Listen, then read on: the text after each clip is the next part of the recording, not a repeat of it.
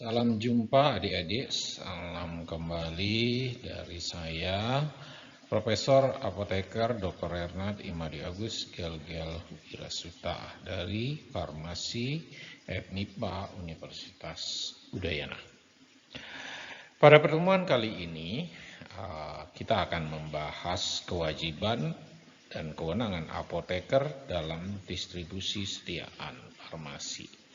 Tema ini merupakan bagian dari mata kuliah Undang-Undang dan Etika Kefarmasian.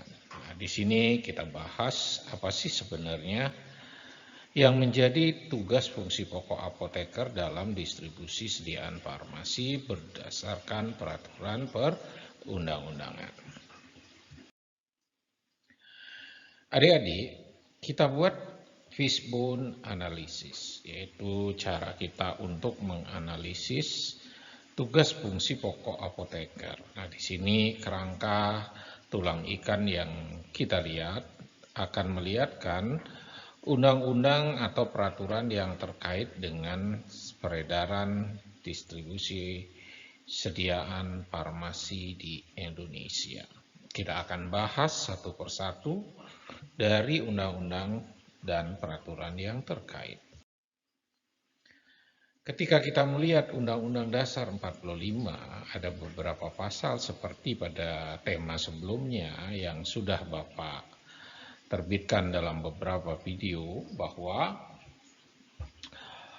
di situ kita bisa lihat bahwa distribusi sediaan farmasi yang layak sebagai salah satu upaya pemerintah untuk menjamin kesehatan masyarakat. Nah, kesimpulan ini bisa kita tarik berdasarkan amanah dari Undang-Undang Dasar 45 bahwa kesehatan yang layak menjadi jaminan dan tugas negara. Kita masuk pada Undang-Undang 36 tentang kesehatan. Nah, ada pasal, yaitu pasal 98 ayat 2 dan ayat 3 yang menyatakan kira-kira setiap orang yang tidak memiliki keahlian kewenangan dilarang mengadakan, menyimpan, mengolah, mempromosikan, dan mengedarkan obat dan bahan obat. Kita tahu bahwa obat dan bahan obat itu adalah merupakan sediaan farmasi. Kemudian dalam ayat 3 bahwa ketentuan mengenai hal tersebut, jadi peredaran sediaan farmasi dan alat kesehatan harus memenuhi standar mutu pelayanan ke farmasi yang ditetapkan oleh peraturan pemerintah. Jadi di sini ada dinyatakan bahwa memenuhi standar mutu pelayanan farmasi. Kita lihat pasal 108 bahwa yang menyatakan bahwa praktek kefarmasian meliputi pembuatan bentuk sediaan. Nah, di sini termasuk distribusi obat, yaitu dan sediaan farmasi. Harus dilakukan oleh tenaga kesehatan yang memenuhi keahlian dan kewenangan sesuai dengan ketentuan peraturan perundang-undangan. Adapun rangkuman yang kita bisa tarik dari Undang-Undang 36 yaitu apoteker sebagai tenaga kefarmasian dan juga sebagai tenaga kesehatan harus mengabdikan diri dalam bidang kesehatan serta memiliki pengetahuan dan keterampilan melalui pendidikan di bidang kesehatan, sehingga apotekerlah yang bertanggung jawab. Nah, di sini apoteker harus memiliki keahlian dan kewenangan untuk melakukan praktek kefarmasian dan harus memiliki izin dalam melakukan produksi atau pengedaran sediaan farmasi dan alat kesehatan. Nah, kita teruskan. Kita tinjau tentang PP 51, yaitu tentang pekerjaan kefarmasian. Di sini ayat pasal 14 ayat 1 ayat 2 bahwa setiap fasilitas distribusi dan penyaluran sediaan farmasi harus memiliki seorang apoteker penanggung jawab. Nah, ditegaskan di sini bahwa distribusi itu harus dipimpin oleh seorang apoteker. Nah, apoteker dapat dibantu oleh apoteker pendamping atau tenaga teknis kefarmasian. pasal 15 menyatakan bahwa pekerjaan kefarmasian di fasilitas distribusi atau penyaluran sediaan farmasi sebagaimana dimaksud dalam pasal 14 harus memiliki ketentuan cara distribusi yang baik yang ditetapkan oleh Menteri. Jadi harus mengikuti cara distribusi obat yang baik. Nah, di sini pasal 16 menyatakan bahwa dalam melakukan pekerjaan kefarmasian harus membuat standar prosedur operasional. Nah, di semua lini harus dikerjakan standar prosedur operasional dengan menerapkan pengetahuan kefarmasian yang terkait sesuai dengan bidangnya. Pasal 17 dari undang-undang ini mengatakan bahwa proses distribusi atau penyaluran wajib dicatat oleh tenaga kefarmasian. Nah, kita kutip pada hal-hal yang terkait dengan penyaluran. Pasal 16, tata kerja tara tadi bahwa distribusi penyaluran harus mengikuti perkembangan ilmu pengetahuan dan teknologi atau distribusi di bidang distribusi dan penyaluran. Apa yang kita bisa rangkum bahwa PP 51 mengamanahkan bahwa apoteker memiliki tanggung jawab penuh dalam distribusi obat atau sediaan farmasi hingga dituntut memiliki kemampuan manajemen pendistribusian sesuai dengan CDOP. Kemudian apoteker mampu menyusun dan menerapkan SOP dalam pendistribusian sediaan farmasi dan alat kesehatan sesuai dengan perkembangan ilmu pengetahuan. Apoteker mampu dalam melakukan dokumentasi yang baik terhadap proses distribusi sediaan farmasi. Nah, kita lihat PP 72 tentang pengamanan sediaan farmasi dan alat kesehatan. Seperti yang sudah kita bahas pada video-video sebelumnya bahwa di sini sediaan farmasi dan alat kesehatan dinyatakan dan atau diedarkan harus memenuhi syarat mutu, keamanan, dan manfaat. Nah, ini menjadi ketentuan dasar. Persyaratan mutu, keamanan, dan kemanfaatan sebagaimana dimaksud dalam ayat 1.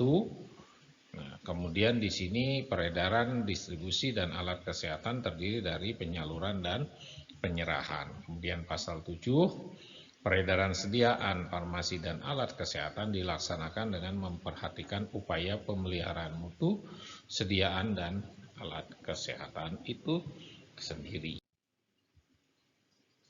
Kemudian pasal 8 kita lihat bahwa setiap pengangkutan sediaan farmasi dan alat kesehatan dalam rangka peredaran harus disertai dengan dokumen pengangkutan sediaan farmasi dan alat kesehatan. Jadi, dalam rangka peredaran bertanggung jawab atas dokumen pengangkutan tersebut, sehingga ada surat jalan yang dibutuhkan.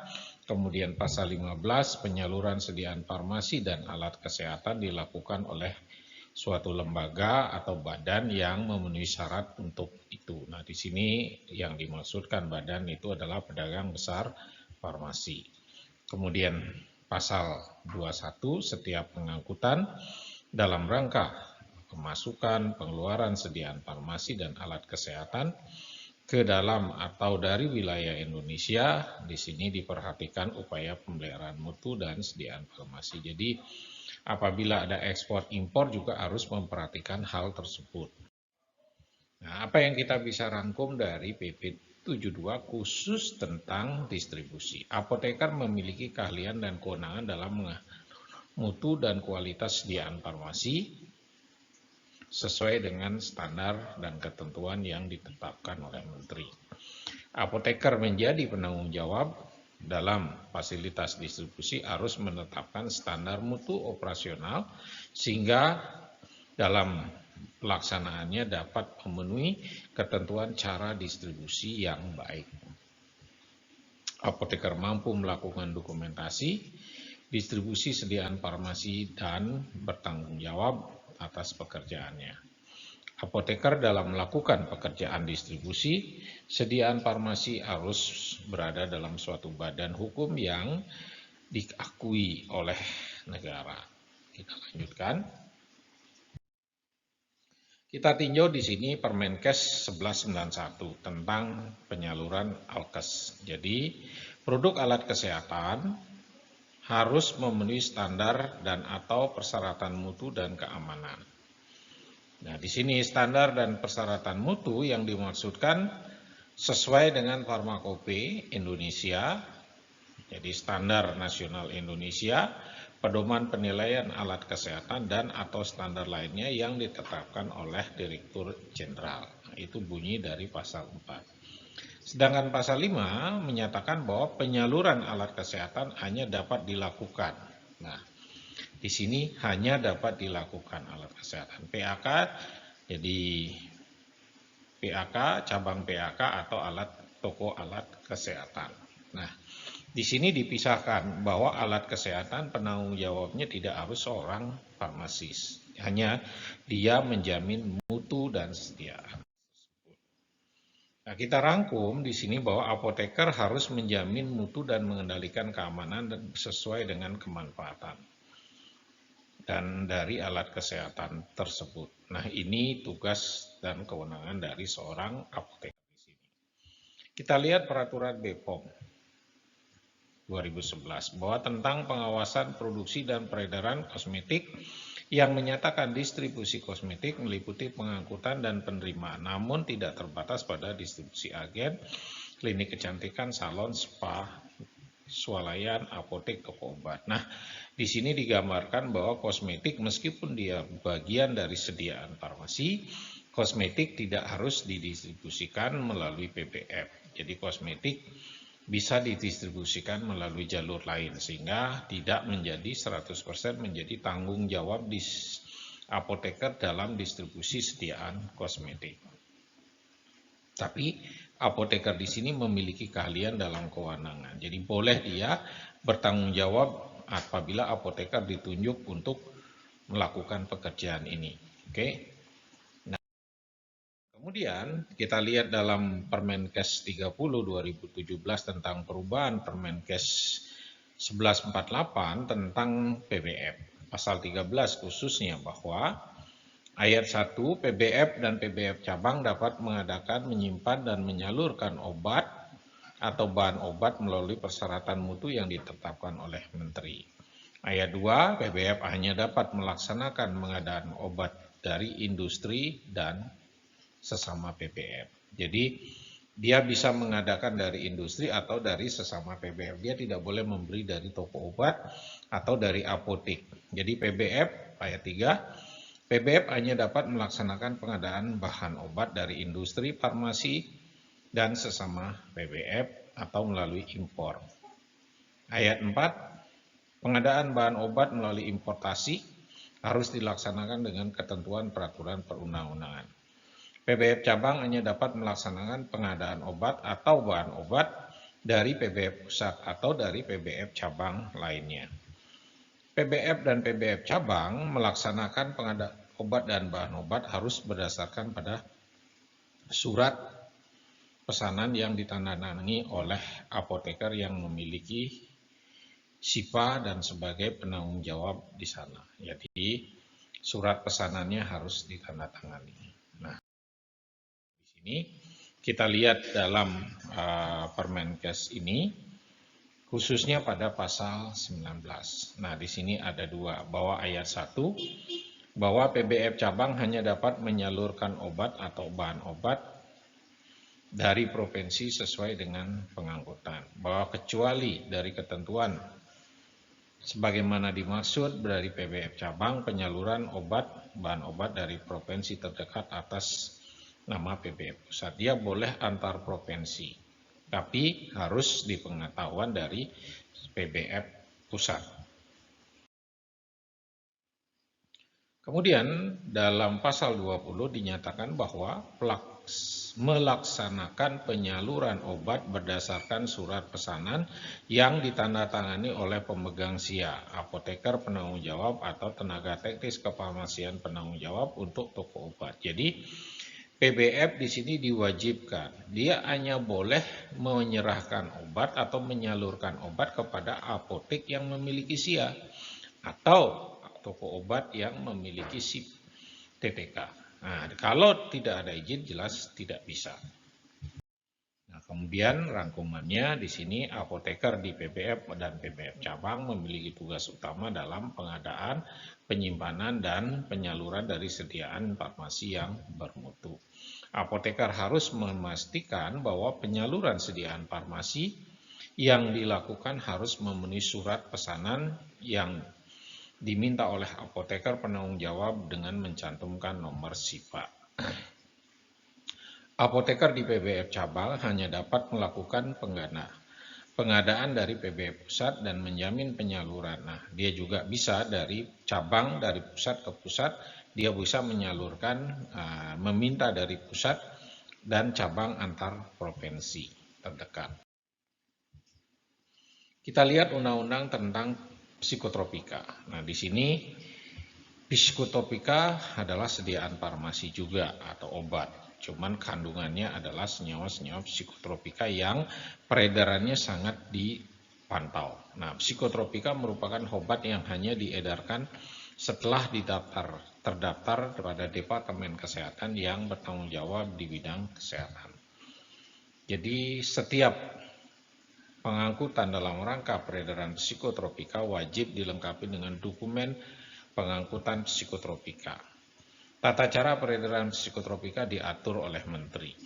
Kemudian dalam pasal 12 ayat 1 bahwa penyaluran psikotropika dilakukan oleh pabrik, pedagang besar farmasi, dan sarana sediaan farmasi pemerintah.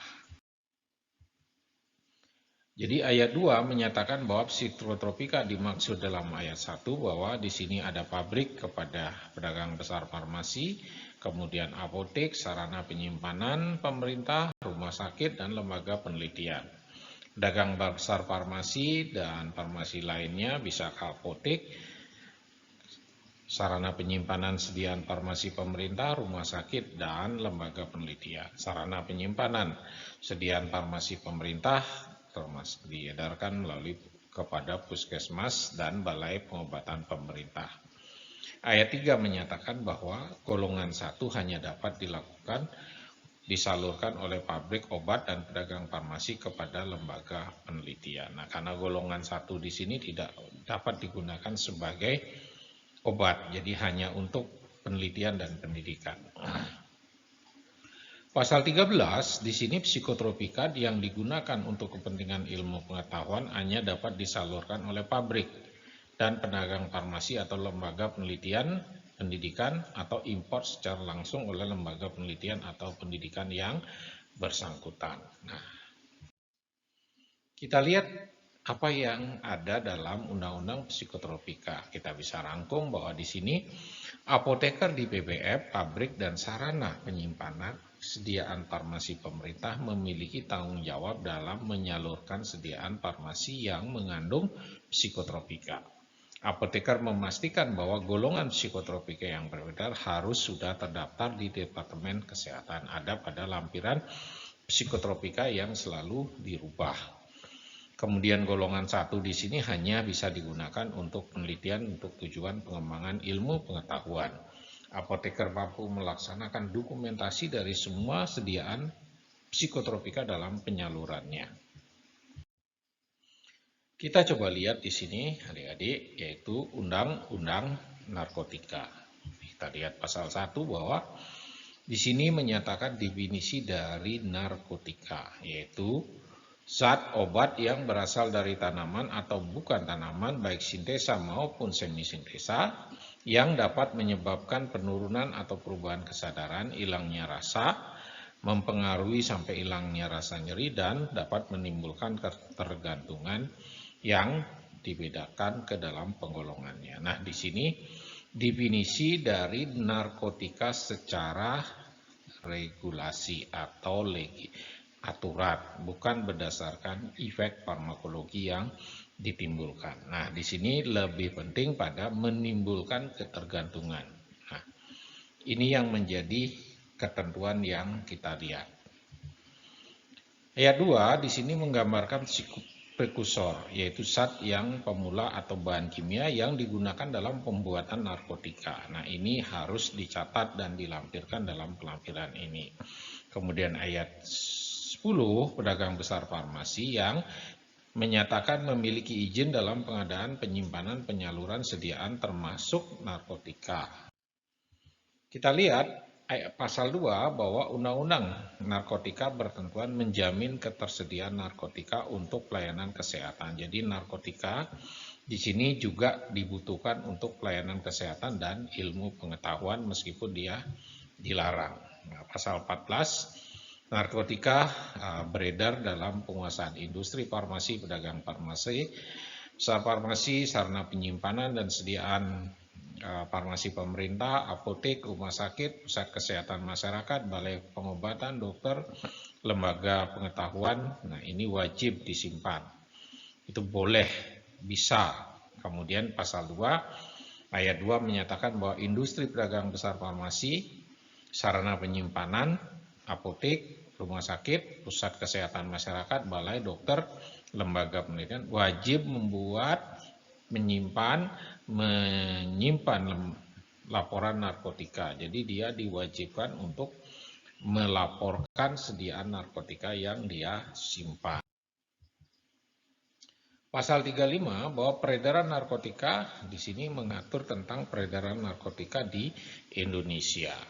Kemudian pada pasal 36, narkotika dalam bentuk obat jadi hanya dapat diedarkan setelah mendapatkan izin edar dari menteri.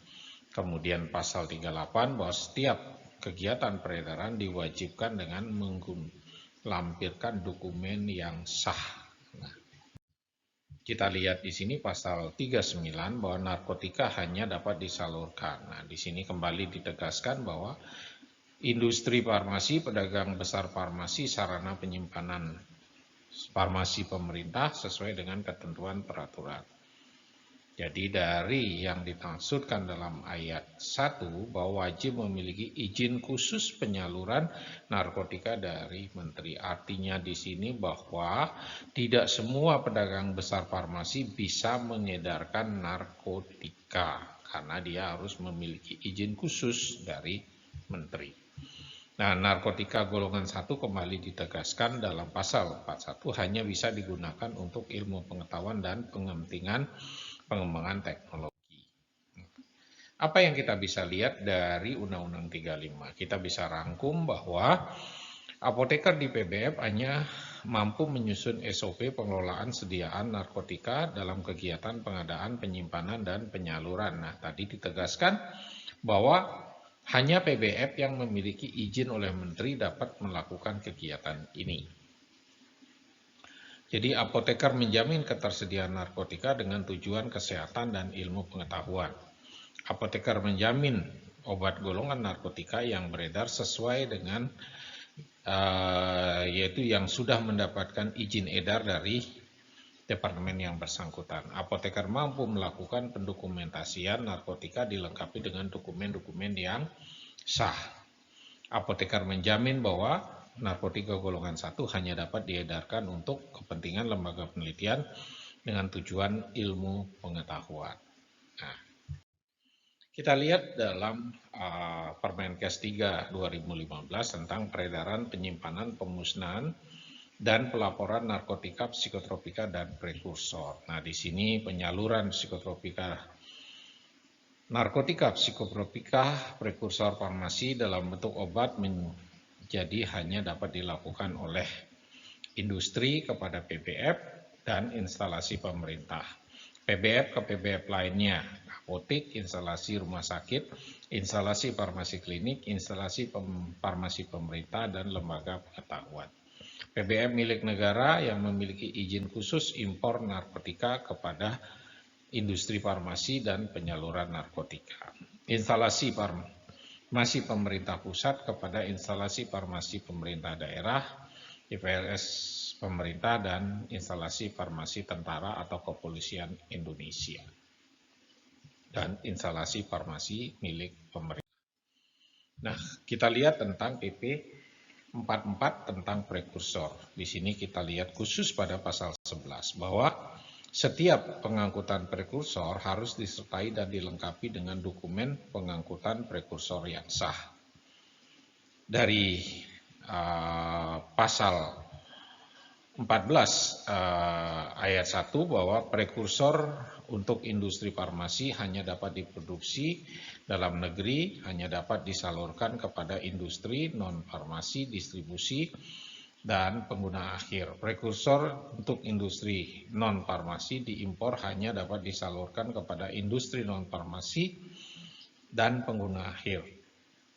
Kemudian ayat 3 bahwa prekursor untuk industri farmasi hanya dapat disalurkan kepada industri farmasi dan distributor. Pedagang besar bahan baku farmasi, distributor dan impor terdaftar dapat menyalurkan psikotropika. Setiap pengadaan penyaluran psikotropika dimaksud harus dilengkapi dengan dokumentasi penyaluran. Kemudian pasal 15 bahwa khusus pada ayat 1 penyerahan psikotropika peredaran dilakukan dengan pencatatan. Nah, kita lihat dari yang selanjutnya. Rangkuman di sini kita bisa lihat bahwa apoteker hanya dapat membuat dan memastikan peredaran prekursor disertai dengan dokumen yang sah. Apoteker memastikan tujuan dari pendistribusian obat-obatan yang mengandung prekursor. Apoteker melakukan dokumentasi dan bertanggung jawab terhadap peredaran obat-obatan yang mengandung prekursor.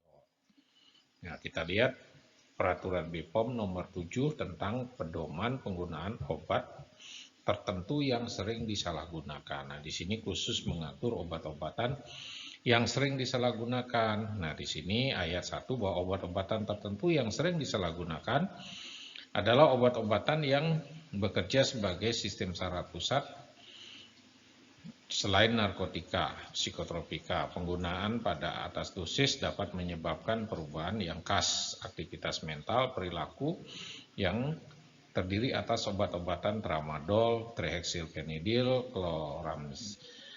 klorpromazin, amitriptilin, dan atau haloperidol. Nah, pasal 4 bahwa obat-obat tertentu ini dimaksudkan dilaksanakan pada pedoman sesuai dengan catatan pada lampiran. Nah, khusus pada obat-obat yang sering disalahgunakan, di sini BPOM mengatur ketentuannya bagaimana PBF mengedarkannya.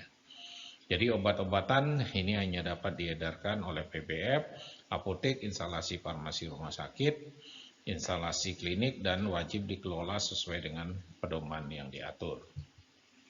Nah, sehingga kita bisa lihat bahwa apoteker di BPF harus memastikan bahwa turunan narkotika psikotropika yang sering disalahgunakan dalam lampiran. Dia harus bisa menata senyawa-senyawa tersebut yang sudah masuk dalam lampiran ini sehingga bisa dijamin bahwa apoteker wajib menata dengan tujuan. Apoteker punya tanggung jawab dan kewenangan juga dalam mencegah terjadinya penyalahgunaan obat atau drug abuse atau drug misabuse. Kita lihat adik-adik di sini peraturan tentang Kepala BPOM khusus tentang CDOB bahwa PBF cabang di sini harus dan wajib menerapkan protokol CDOB yang dikeluarkan sebagai sertifikat CDOB sebelum izin dikeluarkan, sebelum bisa melaksanakan izin, sehingga apoteker harus mampu menerapkan CDOB pada proses pengadaan, penyimpanan, penyaluran dari sediaan farmasi di PBF, baik PBF pusat maupun PBF cabang. Nah, kita lihat Undang-Undang Nomor 8 tentang Perlindungan Konsumen khususnya pada PBF. Bahwa hak kenyamanan, keamanan, keselamatan dalam konsumsi barang dan jasa. Kemudian pasal 7 menjamin mutu, barang yang diedarkan, jasa yang diedarkan harus memenuhi standar mutu. Kemudian pasal 8 bahwa pelaku usaha dilarang mempromosikan dan memperdagangkan barang dan jasa yang sesuai dengan ketentuan A sampai G, termasuk di sini obat. Hak atas kenyamanan, keamanan, dan keselamatan dalam mengkonsumsi barang dan jasa harus dijamin. Jadi ayat 4 pelaku usaha melakukan pelanggaran, nah di sini dapat dihukum, dijamin. Nah, kemudian Kita lihat rangkumannya bahwa apoteker di bidang distribusi sediaan farmasi harus memastikan keselamatan dan keamanan serta mutu sediaan pada proses pendistribusian. Jadi,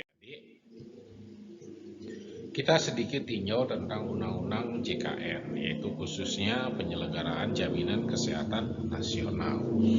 Bahwa Permenkes 71 2013 melaksanakan tentang JKN. Nah, isinya di sini khusus pada pasal 13 bahwa setiap peserta berhak memperoleh layanan kesehatan mencangkup pelayanan promotif, preventif, kuratif, rehabilitatif, termasuk pada pelayanan obat dan bahan obat habis pakai sesuai dengan ketentuan medis yang berlaku. Kemudian Permenkes 28 2014 tentang pedoman pelaksanaan jaminan JKN. Nah, di sini dikatakan bahwa sistem distribusi obat di era JKN, bahwa diatur sistem distribusi obat di era JKN menggunakan e-purchasing, e-katalog, kemudian jenis obat yang tersedia dalam formularium nasional, kemudian e-katalog, pengadaan obat menggunakan mekanisme perdagangan sesuai dengan peraturan Presiden nomor 72 dan atau peraturan barang dan jasa yang selalu diperbarui oleh tiap tahunnya. Nah, kita lanjut. Kita lihat di sini CDOB singkat sebab nanti akan dibahas lebih dalam lagi hukum tentang cara distribusi obat yang baik. Di sini mengatur tentang mutu obat, operasional, bangunan, dokumentasi, inspeksi diri, dan organisasi manajemen. Nah, ini semua harus dibuatkan SOP sesuai dengan peraturan ketentuan yang berlaku. Nah, demikianlah adik-adik materi singkat tentang peraturan yang terkait dengan pedagang besar farmasi atau PBF atau sistem distribusi, sehingga adik-adik bisa lihat kewenangan dari farmasi dan apoteker, dia menjadi penanggung jawab dari suatu PBF. Dalam penanggung jawab dia harus menjamin, membuatkan SOP bahwa harus mengikuti cara distribusi obat yang baik, dan apoteker harus menjamin mutu sediaan, kemudian menjamin bahwa apa yang diedarkan sesuai dengan peraturan perundang-undangan. Nah, demikianlah adik-adik, terima kasih atas kesetiaannya menyimak video ini sebagai pembelajaran. Jangan lupa subscribe, like, edarkan kepada teman-teman adik-adik. Sampai jumpa pada materi yang lain.